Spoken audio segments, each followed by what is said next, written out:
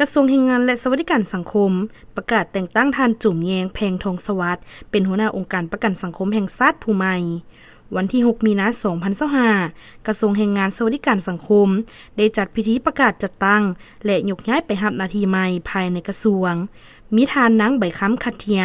เลขาคณะพักกระทรวงรัฐมนตรีกระทรวงแรงงานและสวัสดิการสังคมให้เกียรติเป็นประธานโดยปฏิบัติตามดำรัสนายกรัฐมนตรีเลขที่158/นย.นครหลวงเวียงจันทน์ลงวันที่25 กุมภาพันธ์ 2025ว่าด้วยการแต่งตั้งหัวหน้าองค์การประกันสังคมแห่งชาติผู้ใหม่โดยได้แต่งตั้งท่านจุ่มแยงแพงทองสวัสดิ์เป็นหัวหน้าองค์การประกันสังคมแห่งชาติและข้อตกลงกระทรวงแรงงานและสวัสดิการสังคมฉบับเลขที่0768ลงวันที่5 มีนาคม 2025แต่งตั้งท่านวิไลนันทศรไปเป็นรักษาการหัวหน้ากลุ่มนโยบายต่อผู้มีผลงานพิการและอายุสูง